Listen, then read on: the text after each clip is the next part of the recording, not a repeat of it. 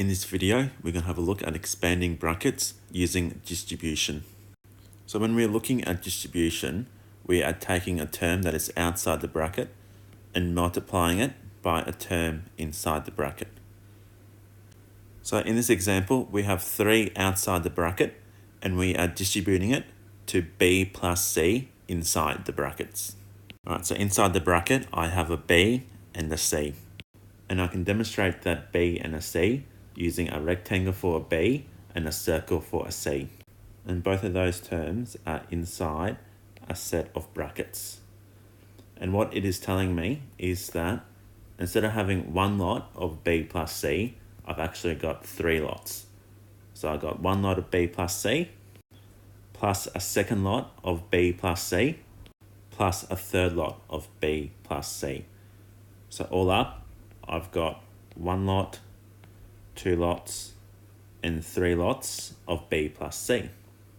So if I was collecting all of my terms, I would have 3 lots of b, so 3 times b, plus 3 lots of c, 3 times c, which can equal 3b plus 3c. So when I expand my original term of 3 and then b plus c inside of the brackets, my expanded version is 3b plus 3c, because it is telling me that I've got 3 lots of b plus c.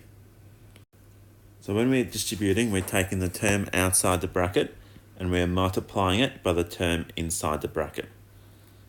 So if my term was a, b plus c inside my bracket, I'm taking the a and I'm multiplying it by b, and then I'm taking the a and multiplying it by c.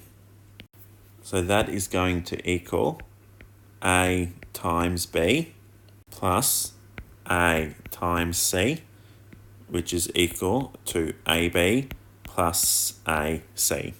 Let's have a look and apply these to a couple of examples. So in the first example, I want to simplify the following. So 4, and then inside my brackets, a plus 4. So I do this by multiplying what's outside my brackets by the first term inside. So that is going to equal 4 times a, and then taking the 4 and multiplying it by the second term inside my bracket, which is going to be 4. So plus 4 times 4. So then to simplify, 4 times a, I can write as 4a, plus 4 times 4 is 16. So the expanded version of 4a plus 4 is equal to 4a plus 16. So having a look at b, this one is 6 and then p minus 3 inside of brackets. So the first step is to take what's outside the bracket and multiply it by the first term. So that is going to equal to 6 times p, and plus, and then I take my first term and multiply it by my second term.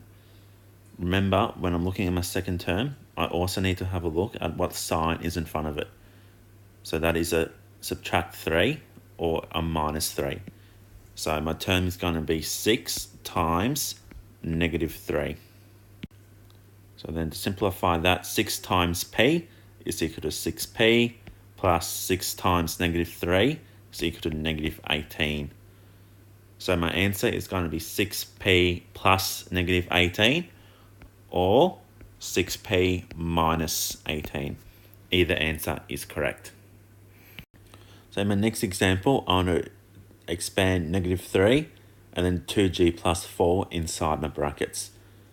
So the first step is to take negative 3 and multiply it by my first term, which is going to be 2g. So that's going to equal negative 3 times 2g, and then plus take my negative 3 and multiply it by my second term, so negative 3 times 4, and that will simplify to negative 3 times 2g is negative 6g, plus, and then negative 3 times 4 is equal to negative 12.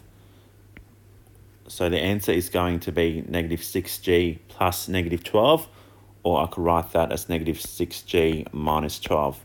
Again, either answer will be correct. So having a look at B, I've got negative 2 outside my bracket, and I want to expand that into 3e minus 6. So the first step is to multiply my negative 2 by the first term.